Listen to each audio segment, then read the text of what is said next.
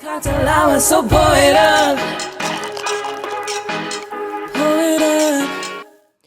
What's up, guys? It's your girl, Zeta Lisa. Welcome to Mama's Cocktail Hour. Come on in. Get your cannabis, get your vino, get your agua, whatever your poison is, and get your butt in here. It's been a minute, but I am back. There's so much to talk about, but today in this video, we're going to be discussing the Diddy updates, what's going on. If you guys check out my channel, I have a whole playlist dedicated to Diddy, Kim Porter, some of the things that were happening even before the trial started. And so since it's been the first week of the trial, I thought who better than to speak about what's going on and some of the updates other than here on Mama's, okay? So I've been following the Diddy trial lately, and some of the shit that I see on this is absolutely comical. And to think that a lot of the games that he was playing or is playing currently, he was playing it back then when that whole shit happened with him and Shine back in the day. And he ended up allegedly making Shine be the fall guy, okay? His words, not mine. So people were talking a lot about the payoffs that were happening back then, how he was how in the Shine situation, he basically allegedly Diddy paid somebody to kind of say that the gun that was found or the bang bang that was found in the club was that person. So I can't remember whether that person was a security guard or a driver, but he was essentially in the getaway car, okay? We're getting somewhere, guys. Just give me a second. So I always thought, or always knew rather, that when Diddy went to trial and he said that I'm not going to take a plea, that he was going to play dirty, okay? This is a man who has played dirty forever, who has lied about what he has done, who has manipulated people, who has stolen people's royalties, who has SA'd people, who has allegedly SA'd children. That's something that we haven't even seen yet.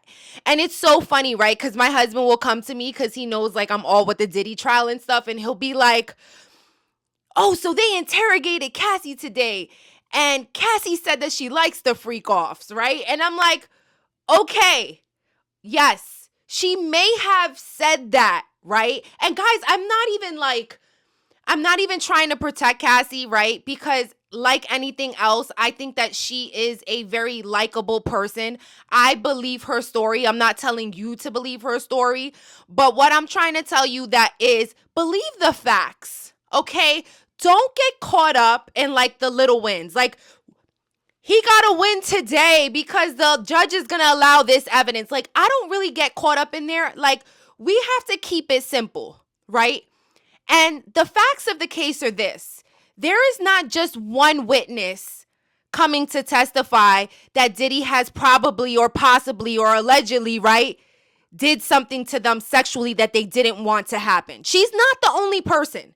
Okay, so I understand that she's flawed and she may have been naive enough to say things like she liked the freak offs. Maybe she thought that turned him on. Like there's so many things that could have been happening. That's why I don't like text, because like you can never read the subtext within the text, right? So I'm more of a face-to-face person. I like to like feed off of energy.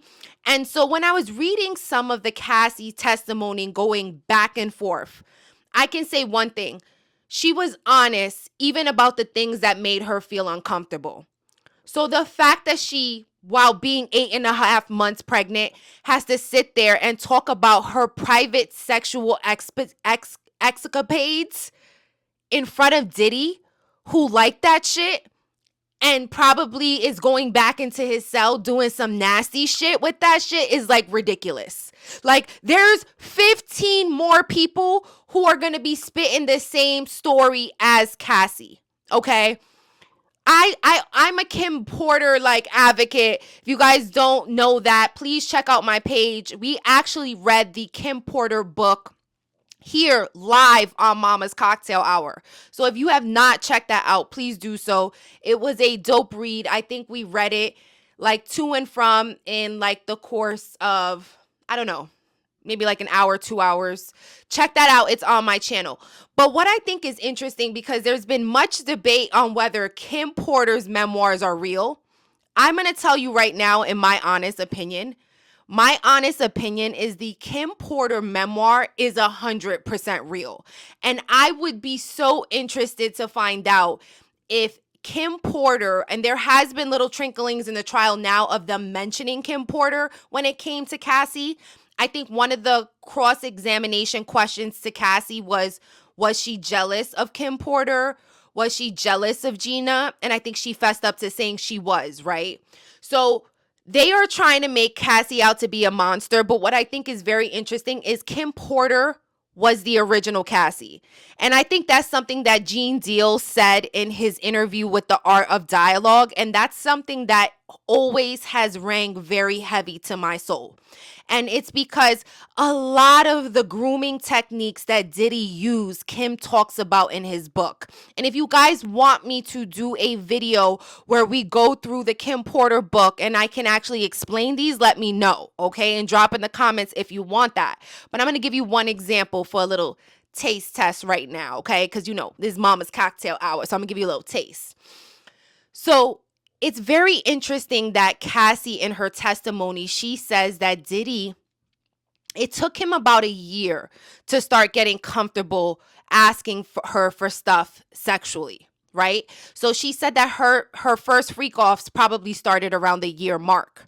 Well, I find that so funny because in Kim's exact words, in Kim's Lost Words book, she says the same thing. She said that she was dating Diddy, and once it got to the year mark, that he started to ask her to have sex with other people. Okay, guys, like voyeurism. So he had asked her to do that and if she was open to it. And she was still very young, like Cassie, very young. She was in the beginning stages of her career. She was working at one of the companies that Diddy was an intern at, okay? So she was working there. And so she very much probably was into it. And so it started so innocently, so naively, and then all of a sudden it turned into what Kim was describing in her book was freak-offs. Okay? She said that the first time Kim, in her book, in her own words, in Kim's Lost Words, in that book, okay, guys? I'm going to give y'all a little snippet if y'all haven't heard the book. But she said that the first time Diddy had asked her if she would be interested in using a dildo on him. Okay. And the first time they did it, she was disgusted by it. She ran outside the room. She said that she could never do it again. She didn't like the signs of the BLOOD and all that stuff. Okay. This is actually in the book, guys. And she talked about her first experience doing that. So it's very similar to the nastiness that Cassie said that she had to do to Diddy, which was taking the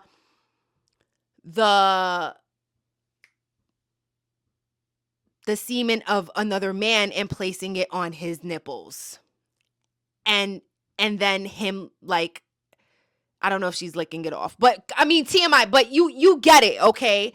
So this is like the act of grooming. And Diddy was very rich, powerful, controlling, manipulative. Like these guys, I think someone said on Instagram that there was grown men like Kid Cudi, like the other producer that was working with Cassie. I forget his name, right? But the first, Ryan Leslie. The person who actually found Cassie was Ryan Leslie. And then Diddy took her, literally, from Ryan Leslie. Okay. And so he couldn't even keep her. He was scared of Diddy. When asked in an interview what happened with him and Cassie, he was like, I can tell you're lying because when you was crying, stutter. He didn't even know what to say. Okay. The brother was all fucked up. So we know that if grown men can be afraid of Diddy, then Cassie saying that she likes some goddamn freak-offs, even though she knows she didn't like them shit. She was talking about sores in her mouth and having UTIs. You're going to say what you need to say. And I think people look at things so ignorantly because you were not in that space. Like if he can blow up a car allegedly Just like that, that doesn't mean that he can murk you in 2.5. Okay, guys, we got to use some common sense here. But there are so many similarities between Cassie's story and Kim Porter's story in that book.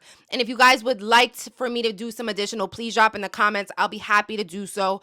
As I'm listening to Cassie's story unfold, I am really hearing the words of Kim Porter. So I'm hoping that this will then get to some closure what it has to do with Kim Porter. Her children are seen at the courtroom all the time, listening to all this nastiness, and Diddy still has them kids being there as like props. Okay, this is just, why would you want to have your young daughters in the courtroom listening to your freak offs with Cassie and other ex-workers? Like, why? What father would want that? I'm gonna tell you what father who would want that. A narcissist. Someone who don't care about anybody but himself, that he's like, yo, you better put on your best and come sit in this courtroom. I don't give a damn if we talking about freak offs and semen. Like, what? Guys, like, come on. I'm going to continue to keep you updated on this case. Let me know what you guys want to talk about in the comments. Let me know what Diddy news, because it's so vast. It's so vast. Like, I don't want to sit here and talk about every court update, but I will say Cassie is being interviewed. She's being honest. Give this girl some grace, please. She is pregnant. She is going through probably the most embarrassing time of her life having to talk about this. So let's give her some grace. All right, it's your girl Zeta Lisa. Drop me down in the comments, what would you like to hear Diddy next? And if you haven't subscribed to the channel, please do so. I love y'all, and I will see you guys on the next video. Cartel, I was so bored up. Pull it up.